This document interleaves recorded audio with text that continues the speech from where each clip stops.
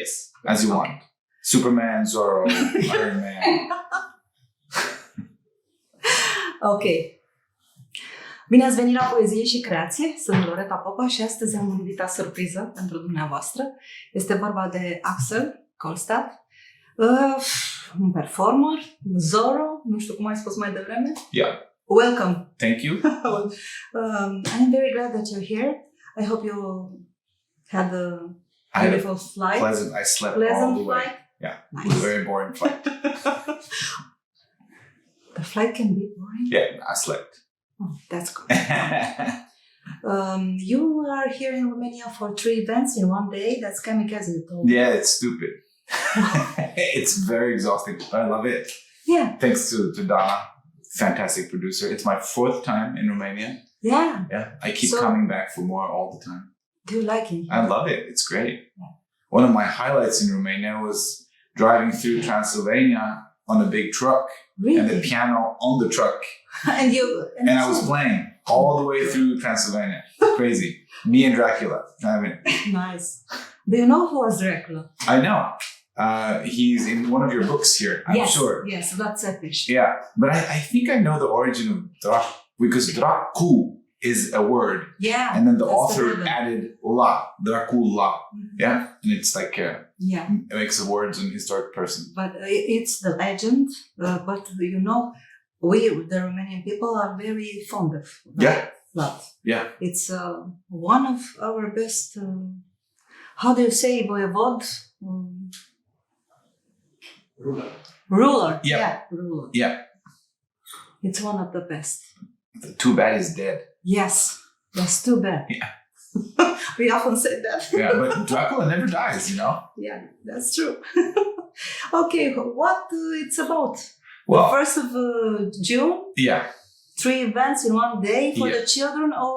Yeah, well, we start off with one concert in the morning. I think it's 11. And then that's a children's concert. Okay. And whenever I do children's concerts, I feel very much at home because I tend to be like a child myself. So I have a special, cool connection with the kids. Not everybody had that. No, it's a gift. Yes, that's true. It's a gift. No, but it's actually very hard to do good concerts for kids because if they don't like it, they don't care whatever's on stage. Yes. But if you get their attention, then they're all in. So I sort of created a universe where I compare Mozart to Batman.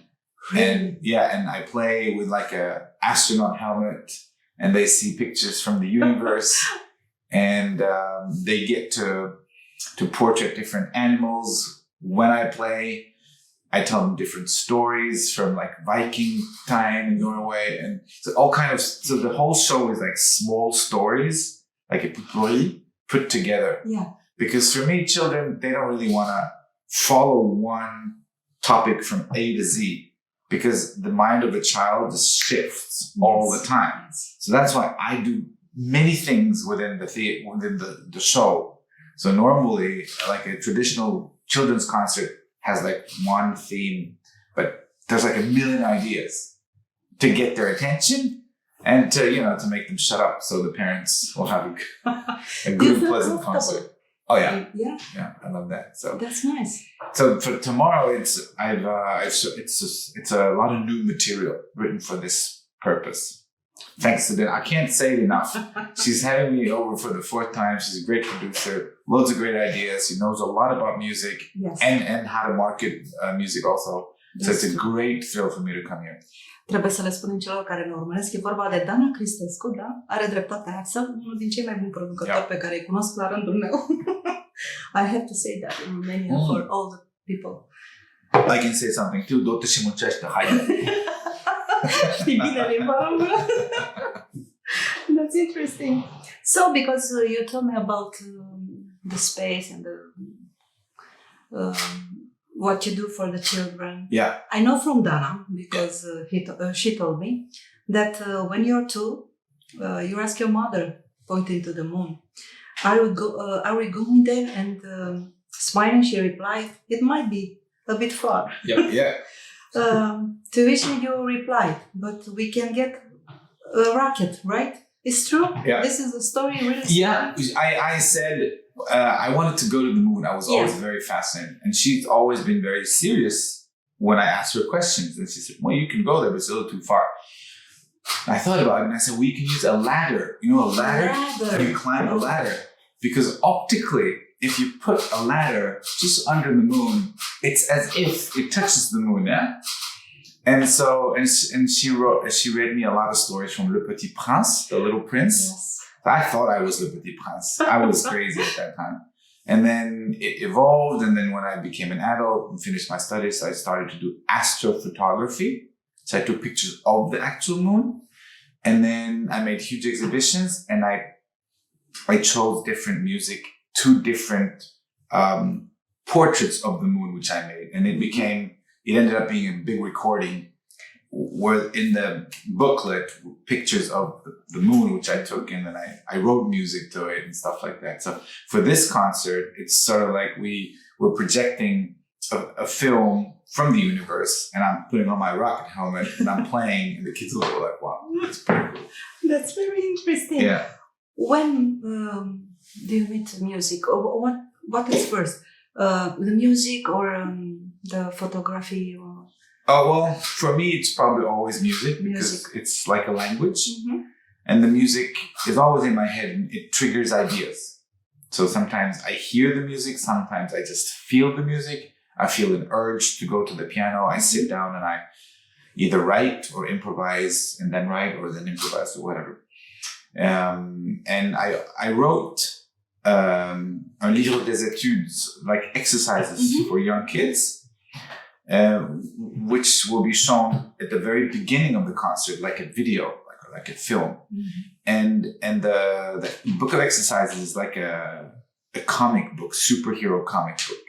So on one page, you got music, and on the other page, there's like a comic strip, like Batman, Superman and stuff. So when kids can go to school, they can, show it to their friends. And it's a cool thing because they're like superheroes, not just only music. And then they can play what they see. Really? Yeah. So in the beginning of the concert tomorrow, we're showing this video from where I'm playing the cartoons drawn to the pieces I wrote for the children. Mm-hmm. So it's sort of like an educational thing too. Nice. Yeah. Nice. That's very interesting.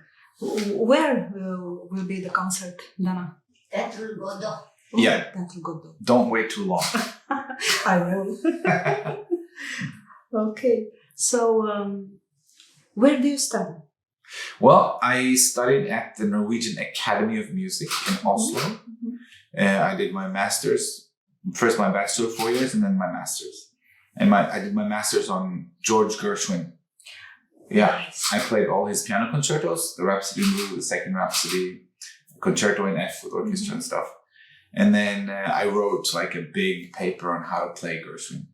I was finished in 2008, and then I had my debut in New York City. In Carnegie Hall in 2010. And since then, yeah, I've been fortunate to work with people like Dana and other people around the globe. What was your feeling when you played for the first time in Carnegie Hall? I shit my pants. That was my first feeling. Very emotional. No, I mean, I was nervous. I was actually the first Norwegian pianist to have my actual first debut there in the history of the country. Many pianists have performed there, but not as like their first official debut concert. So I was number 1. And 2 years in advance, I would stand in the metro station in the subway in New York City, giving out tickets. 2 years in advance, I was hustling, and I had a full house.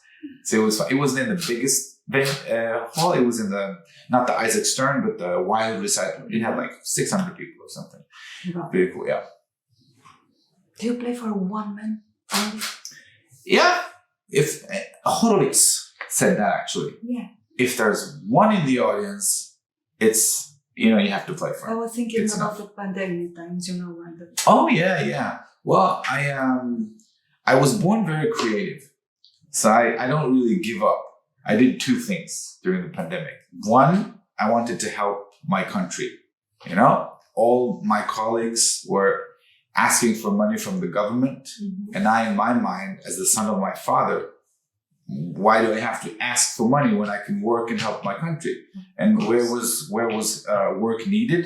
In farming and agriculture, because we usually have a lot of people from Poland, from Lithuania, who knows, maybe from Romania, coming and working in the fields. They couldn't come. So I said, I don't have any concerts. I can do farming. I can milk cows, whatever. So I had 100 cows and 3 tractors and 6 fields, working as a farmer for 4 months. 4 months. 4 months. It was crazy. I lost 10 kilos. I was nothing. It was like, I'm not fat. It's very hard to do. It is super hard, but it gave me so much passion and joy. And then I put the piano in between the cows and I started to play for the cows. And they loved it. And the horses.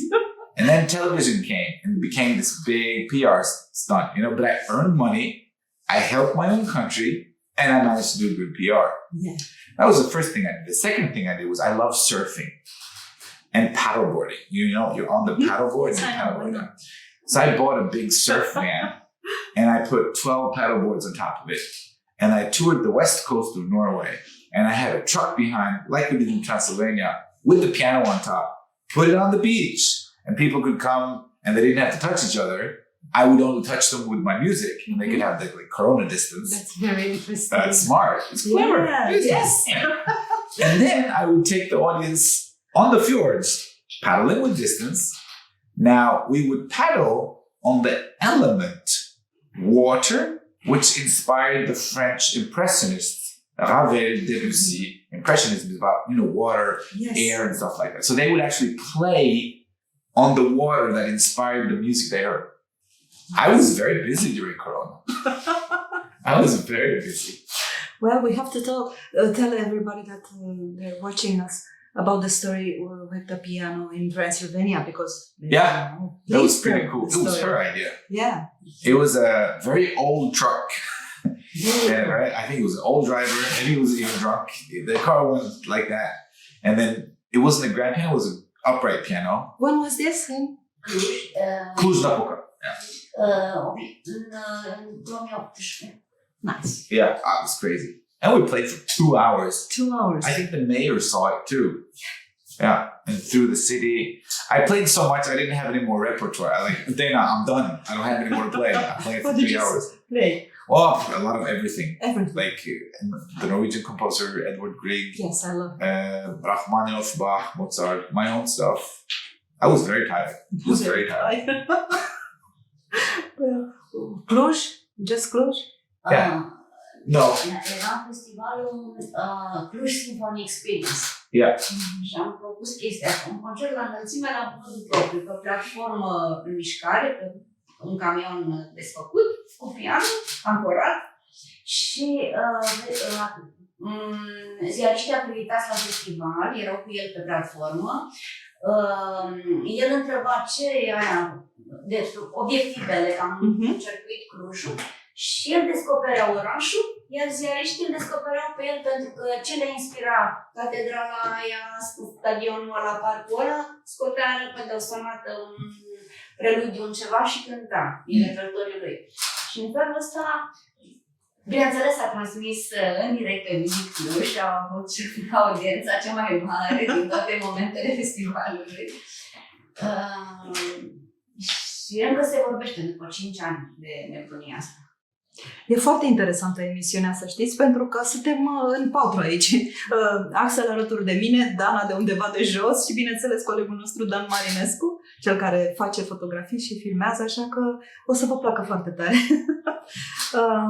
Foarte interesant, mi se pare, să călătorești astfel și să ai asemenea concerte. I'm a very interesting person. Yes, you are, of course. This is the reason that we have invited you. Joking. Well, I'm not speaking very well English. Oh, yes, so you please are. bear with me.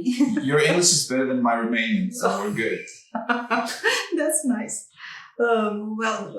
We spoke about the children and everything else, but we have to talk about that you play basketball. Yeah. Really? Yeah, my style is a little sporty. My dad, he was a professional basketball player. Yeah. Also, he was a legend in many things, but one of the things was basketball in the US. And then I started to play. I was 7, 10. Mm-hmm. And developed a huge desire for the game of basketball, and I played at a high level. And occasionally I would wear the nationals uniform, like a junior, right? On a couple of games. And my intention was to go abroad and to play basketball, college basketball, and maybe the NBA. You know, I was dreaming as a kid. That was good. That was okay. But then I had to choose. So I chose music at the age of 17. I did it parallel until I was 17. But I never lost the love for the game. So I've always done a lot of classical concerts on basketball courts. And now I do concerts where I bring the basketball hoop in the concert venue. And during the intermission, I play with the audience. And before coming here, I did a big concert for 300 seniors that were 70, 80, 85, 90 years. And then I lowered the basket a little, and we all played together. How cool is that? So it's sort of like the Harlem Globetrotters, but with music. And I do, you know, occasionally sponsor children playing basketball, different teams and stuff like that. So it's still a big part of me. Yeah. And I play, but just for fun now. Just for fun. Yeah. All my friends, they went professional, and we play together occasionally. And I'm still as short as I were before. That's nice. But I'm very fast and very angry and aggressive when I play, as I play the piano. Really? It's very, how do you say, fortunos? Stormy? Yeah. Like a storm? Yeah. Do you play like a storm? Yeah. Yeah. In Italy, they call me Infunambolo. Yeah. Like Thor, no? Sort of like a crazy thing. Why not? Apropo de chestii nebunești, a dirijat el orchestră cu mănuși de box. Yeah. Well, that's because I did my master's on George Gershwin, and I wanted to do sort of his footprints in life. So I went to New York, I went to Los Angeles. I dated American actresses because he did that. Really? Yeah, I went horseback riding because he did that. Because I wanted to feel the rhythm in my body, and he was boxing, so I started to box. Yeah, because he did that. Yeah, so it was a good sport. I kept it. Nice. Do you go to Paris? Actually, even though I grew up speaking French with my father, I've not played many concerts in Paris. Only maybe 2 or 3. Yeah. Just remember Jim Kelly, an American in Paris. Oh yeah. Gershwin, so... I played that. Yes. Să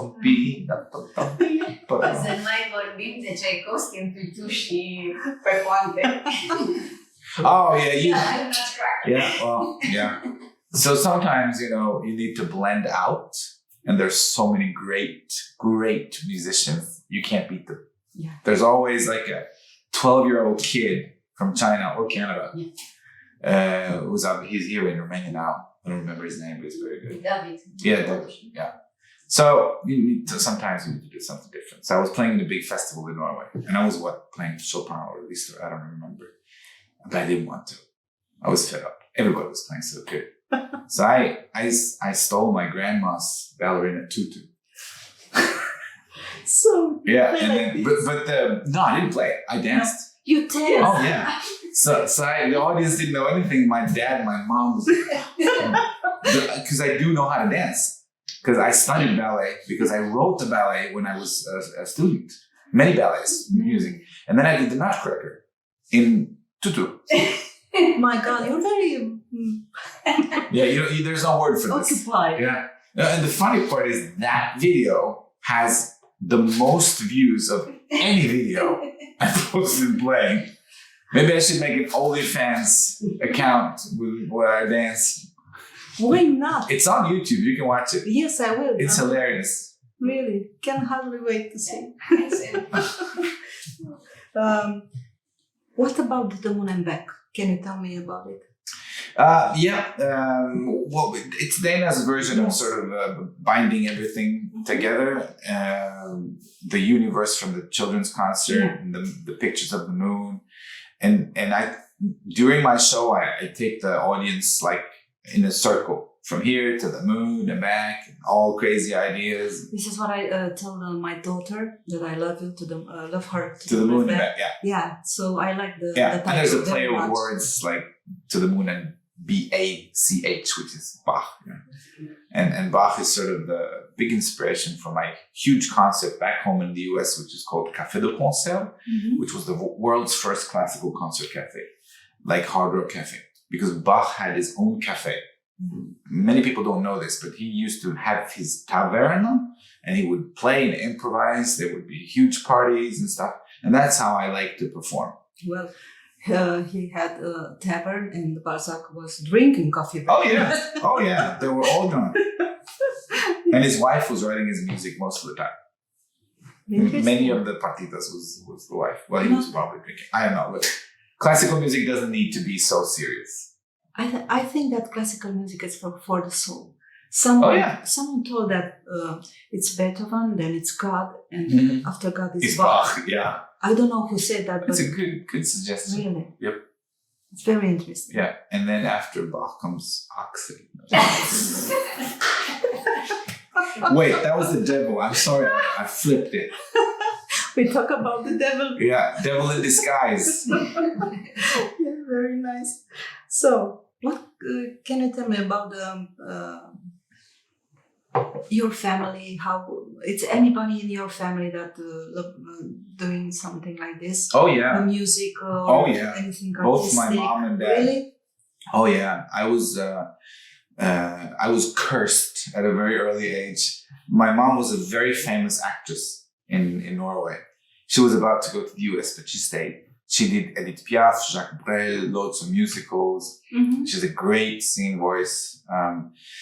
And she did a lot of historical, traditional, classical pieces, Per Gynt by, och så vidare. And my dad used to dance in Hollywood movies in the US. Wow. And he was like a comic and genius. he played basket. Yeah. Really interesting. Yeah, interesting man. And then it was a very natural thing for me to start a play. I was never pushed. They pulled me away actually because I was playing too much. So there was no push at all. There was go to bed, sleep, go to your room. It's too much. But you know, it was a natural attraction because my mom was singing all the time. We would play together. She was my first teacher. We would play beforehands, and then she would put a book on the piano. There were no words. There were just, I was like, 2 years old, so they were just paintings, pictures. And she put it on it like sheet music. And she said, play. And then like, all right. Because she wanted my imagination to come out. And that's why pictures and paintings and imagination has become such a big part of my concerts. So I can blame my mom. That's very nice. Yeah. So she was your first teacher. And we are here at the National Museum of Romanian Literature. So I have to ask you this. When was which was your first book that you wrote? Read? Read. I don't remember the name. It was just colors and paintings, but since an early age. But the first real book. That you couldn't leave. Yeah. You have to read everything. Oh, the book I like the most? The Alchemist. Yeah, that's nice. Yeah. For me, for many, it's a little too much Zen maybe, but I like it. And he talks about sort of like the energy in between people and how nature speaks to you and how you can see signs. And that really made me think a little different. There's maybe a fourth dimension. Why not? Interesting. It's very interesting because you do this every day because it's a liaison between you and the public. Yeah. It's energy. Yeah. It's a force. Yes. It's called Star Wars. Oh my God. That's it. I have a good relationship with Star Wars. Oh, you do? Yeah. Nice. So I watch everything. There are 3 new movies coming out. Really? Yeah. I don't know that. Yeah. In a couple of years. Not too many years. Maybe 2 years. Yeah. With Rey and from the last movie. I think I was 14 when I watched it for the first time. No. So it was something like I never saw before. No. It's great. I watch them all the time. Yeah, when I want to feel good with me, I just put a movie with Yeah. Han Solo because it was Yeah. not Luke Skywalker. I don't know why. No. I like more Han Solo. Yeah. Maybe because it's Harrison Ford. Yeah. So, and he can not be. Nu îi se poate pune etichetă. He cannot be named. No. Market. Right. He can't be put in the category. Free. It's a free man, you know. Yeah. This is why I like it. Yeah. So That's good. he was at Cannes Festival, and everybody was applauding him because of his career.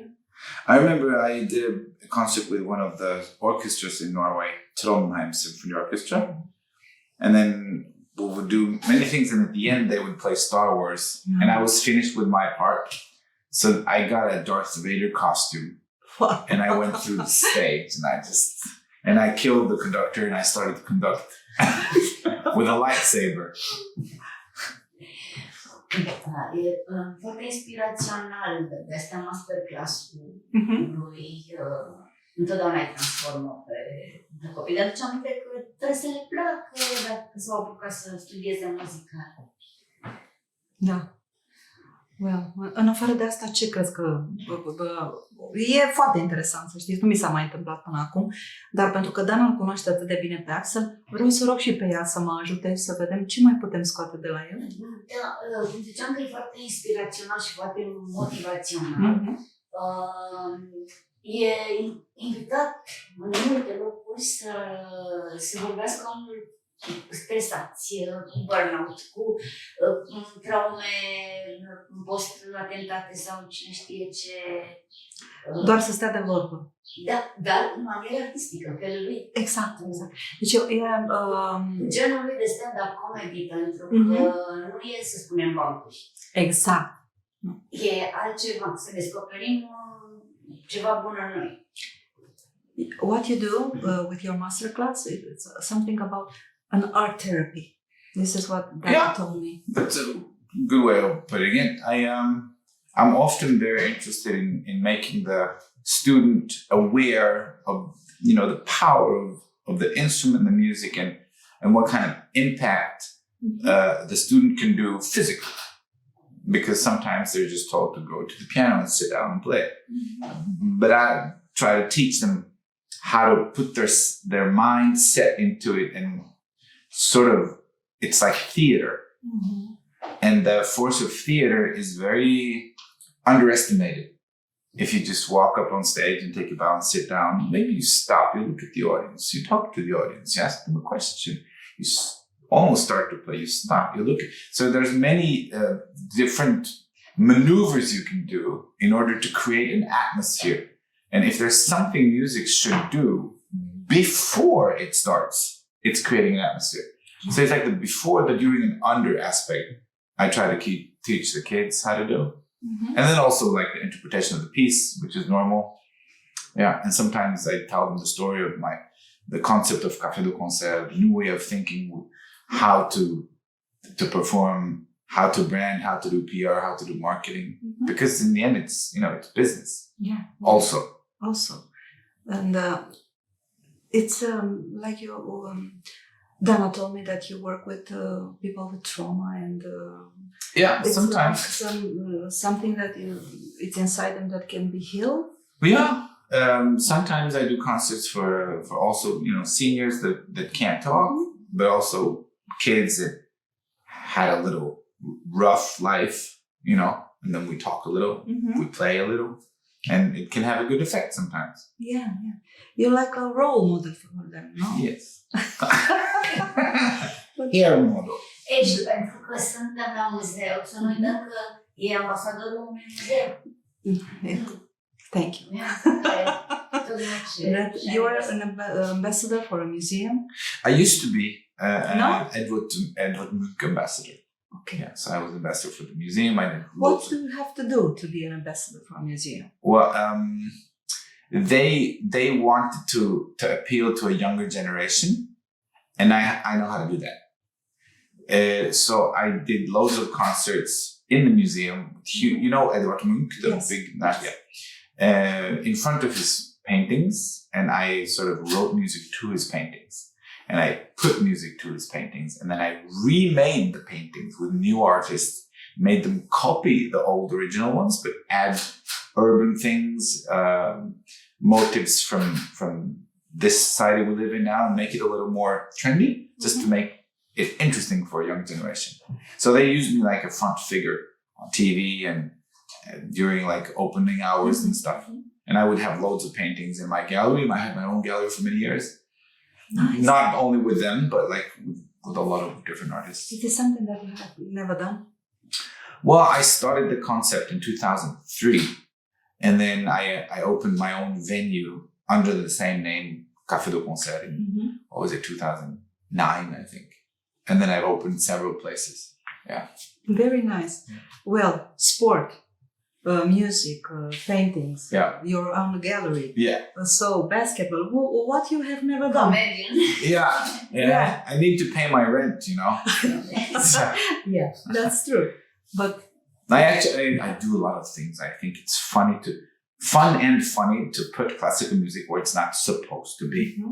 No, it's very interesting because we also don't have a day the same in the same way that was yesterday. We don't like the routine, you know. Yeah, right. And this is why I love what you do. Yeah, maybe sort of the same thing. Yes. At the museum, we have a lot of children that they come to learn about the poets and the writers and the critics and a lot of things.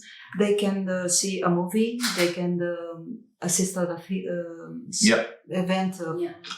Music, poesy, poetry, also theater. Yeah. You know, a lot of things. Music also. Yeah. So the day is not the same every day. No, I think that's good. I think one of the craziest things I did was to put a grand piano in between horses on a horse field. And then I would play and the horses would come towards the piano and start to listen. But what the audience didn't know is that I know how to ride horse. So I jumped on the horse and I jumped with the horse. And then they put out like a big, what's that called? And anyway, I got a bow and arrow and I was galloping and I shot it and it went in. And then they gave me an axe and I threw it like a good Viking. And then we continued the concert. Nice. Oh my God. You have to take him in that Danube Delta, you know? Yeah. We have a lot of horses there. Oh, you do? Yeah. Oh, nice. We still. Very interesting. And we have wolves there. Somebody told me yesterday that there are a lot of shackles. What? Really? I didn't know there was a jungle in Romania. Really? I don't know who told me. Yeah. Because you're warming. Yeah. Okay. Yeah. Mm-hmm. So, let's talk about Vikings because it's very interesting. Do it. Do it. When you've heard the first story about the Vikings? At a very early age. It's very common in Norway in schools that we learn In about. school? Oh, yeah. Since first grade. And we have like the big Harald Hårfagre, Harold Hairfair, I think that's the English name, who's sort of Christian Norway. And he got it from Ukraine, actually. And there was a big triangle between Norway, or Scandinavia, and Ukraine, Kievska Rus, and then also now what's known as Russia. And then the Norwegian kings were legions, and they were bodyguards of the Russian and Ukrainian kings. And actually, Ukraine has a lot to do with Sweden.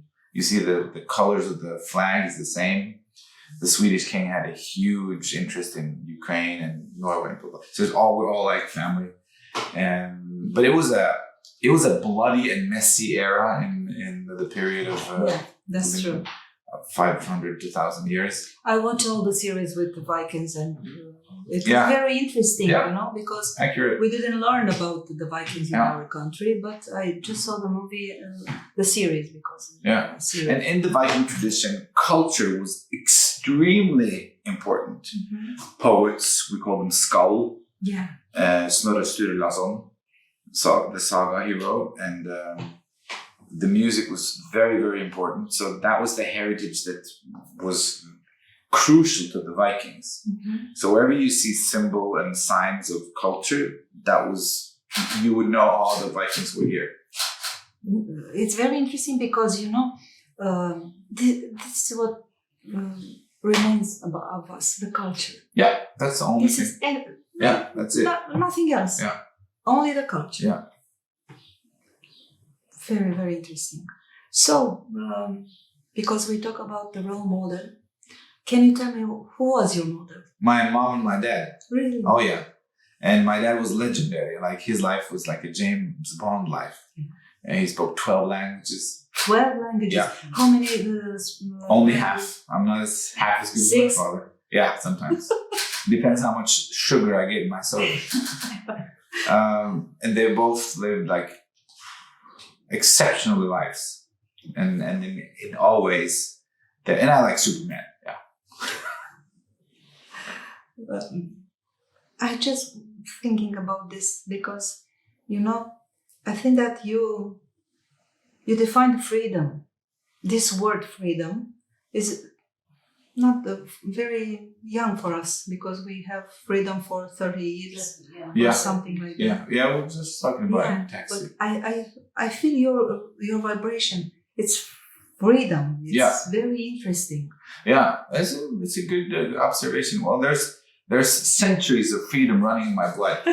Yeah, and even though times where my family was not free, which was accurate, hundreds of years ago, I think our family has always felt free. So freedom is not a state of physical situations, it's a state of mind. So if we will define freedom, how can we define it? Well, there are two kinds of freedom. There's freedom of speech and freedom of right to live. I mean, there's a crazy war going on in Ukraine right now. I was actually on my way to fight.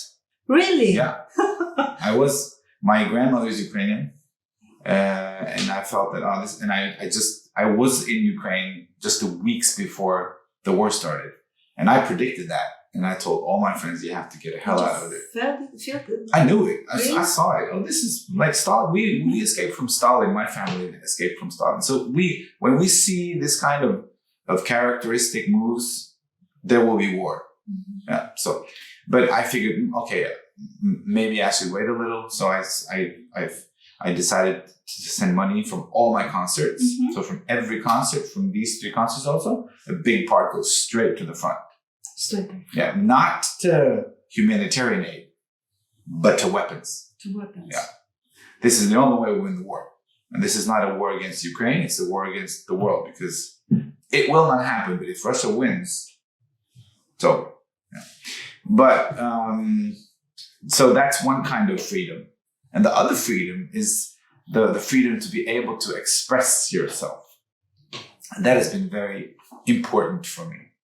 And being different in Norway is not always very easy because you're not really supposed to blend out. You're supposed to be the same. It's a very socialist country, but I'm a very non-socialist man. But I'm very social. But the liberty of being able to think free and produce like a free artist is what I define freedom. That's a very good definition. Yeah. I really love it. So, because we talk about this, can you tell me, we spoke about music and poetry. What was the most fecund sentiment? De unde și ia inspirația pentru muzică și ceea ce face? Care sentiment este mai fecund pentru creație? Pentru că această emisiune se numește Poezie și creație. Yeah, what makes me creative and what inspires me the most? Yes. In poetry or in music, in poetry, in everything you do, because I'm very there must be something. Yeah, nature for me is crucial. That's why I paddleboard and surf so much. Extreme sports, I go skiing, like steep mountains, and I get this adrenaline kick, and then I get like hyperventilated. And then it's a chemical and physical thing.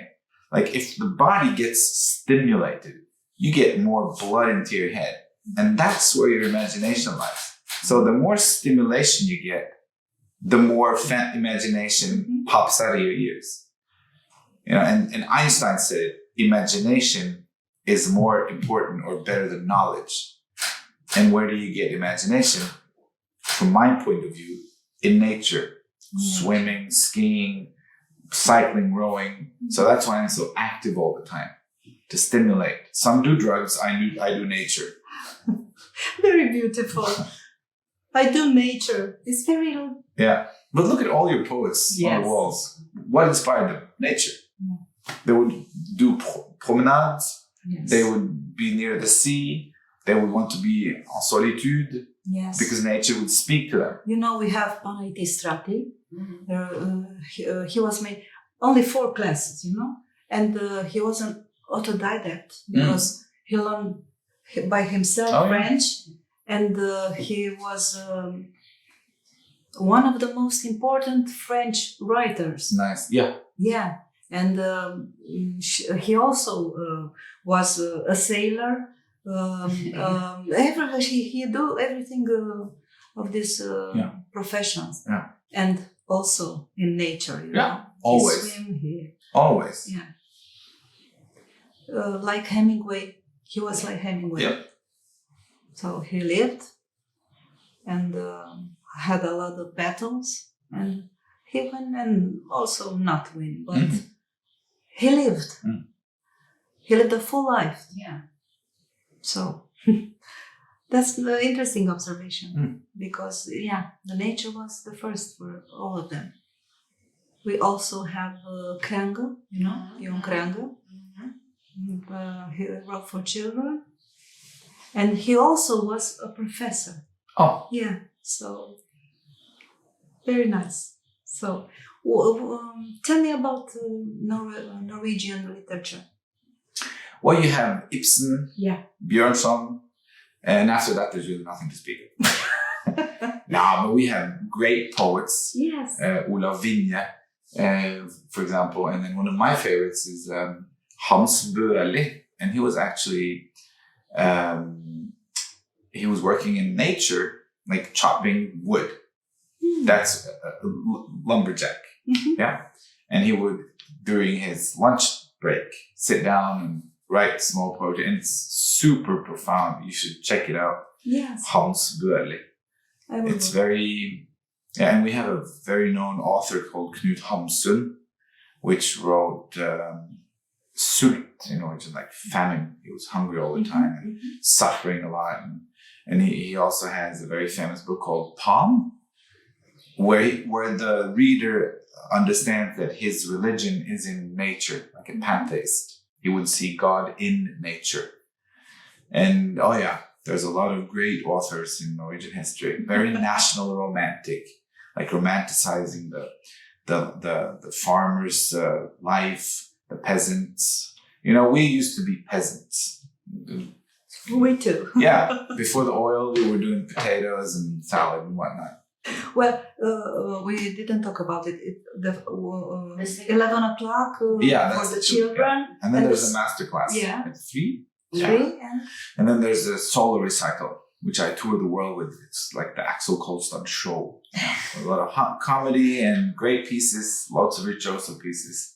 Do you want to play at Las Vegas? I did. Really? I was just there. Yeah. I was there in April. Yeah. 2.5 weeks ago, I was in Vegas.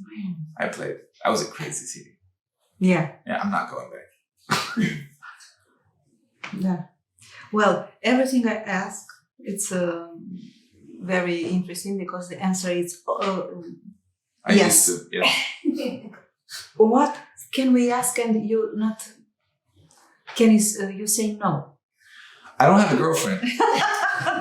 Yet. Well, you know, in Romania we have a lot of beautiful girls. I know. But no Draculas.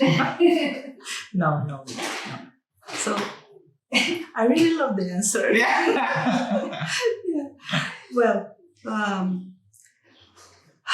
it's hard for me to think in English because I have a lot of questions in Romanian. Yeah. So, I'll teach you something. Please. When it comes to languages, Yeah. the first barrier of language is the being afraid to do a mistake.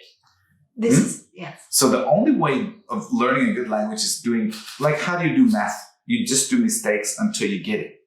So when I learn a new language, I just say everything I can and everything I can't, and I do all kinds of mistakes, but I do communicate.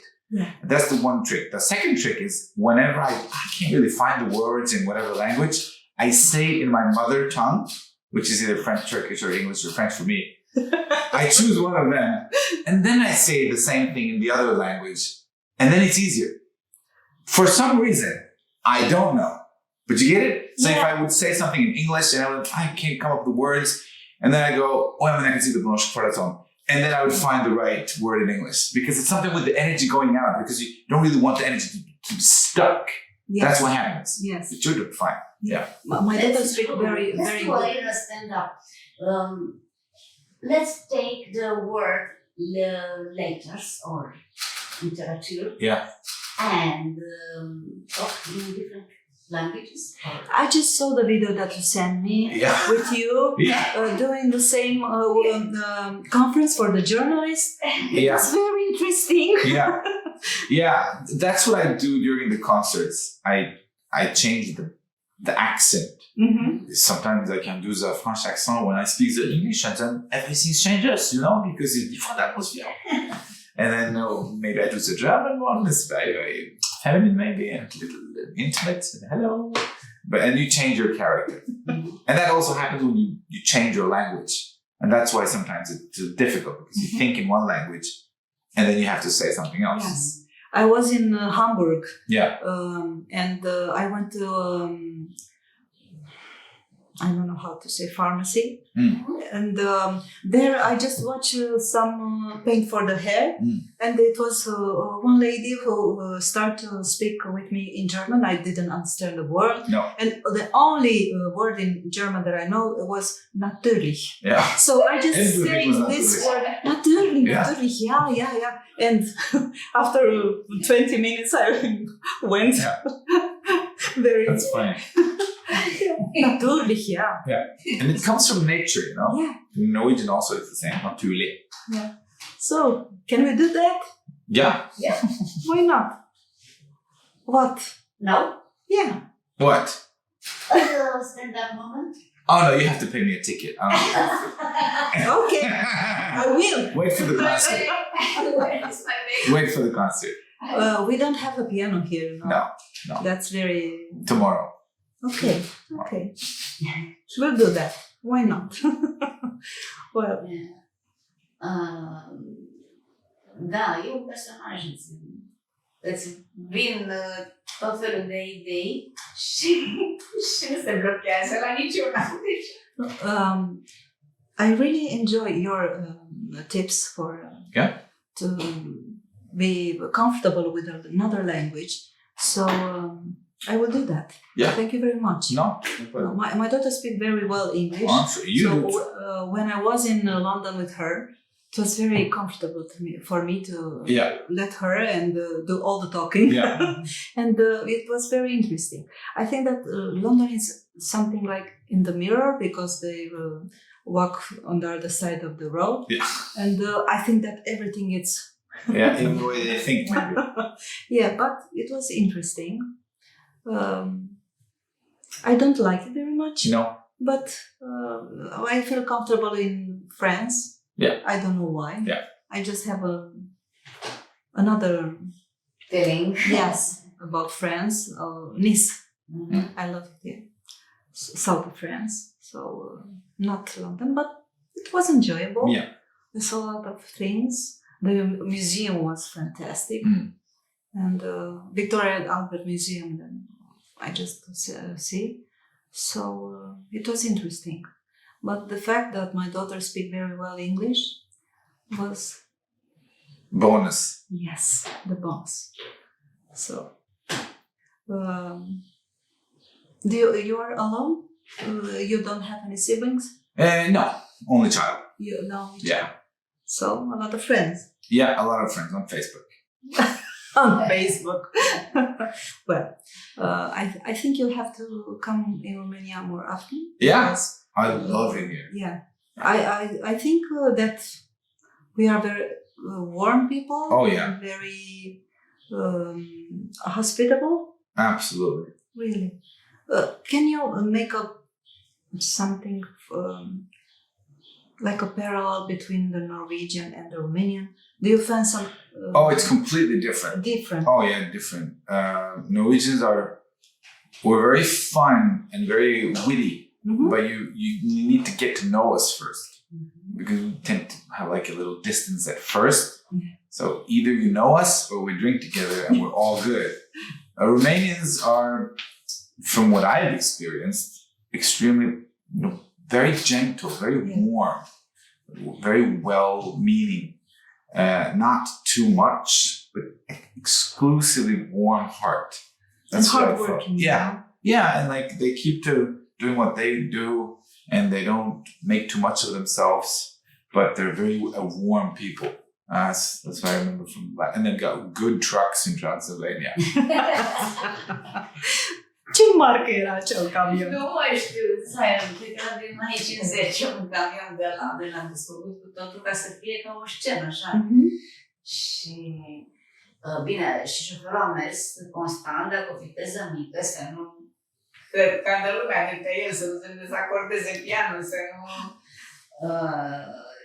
Câte persoane erau în afară de Aksel acolo? Deci eu sunt epistul și încă 12 ziariști. 5 persoane, da. Foarte interesant.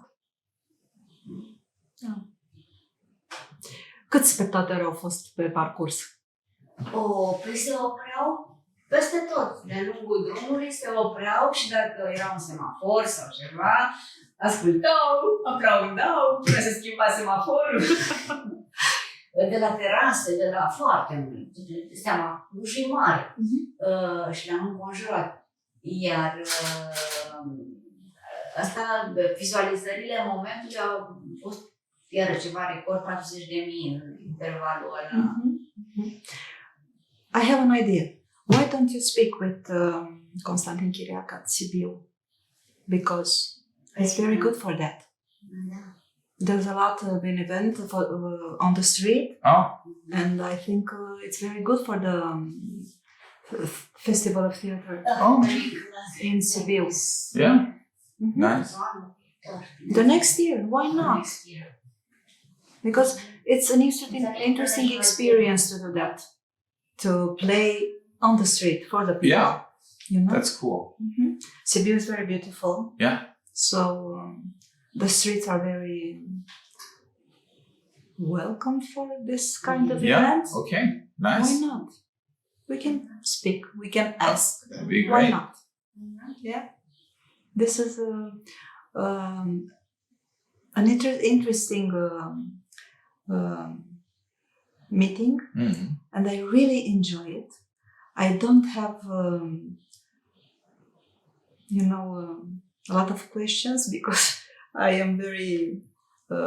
it's a lot to digest. Yes. So, I think we can shake it and we can remake this. Yeah. Really? Yeah. Can we do that? Because I think it's... There's a lot of it's more to topics. say. It's more to say. Yeah, definitely. Yeah. So, I think I will do that. I will ask. And we can meet again. Absolutely. Let's do it. Thank you very much, Aksel. Thank you very much. Thank you, Dana. Mulțumesc, Dana. Mulțumesc, Dan Marinescu. A fost cu totul altfel decât vă așteptați, sunt fer convinsă. Sper că v-a plăcut. De data aceasta lucrurile au stat cu totul altfel.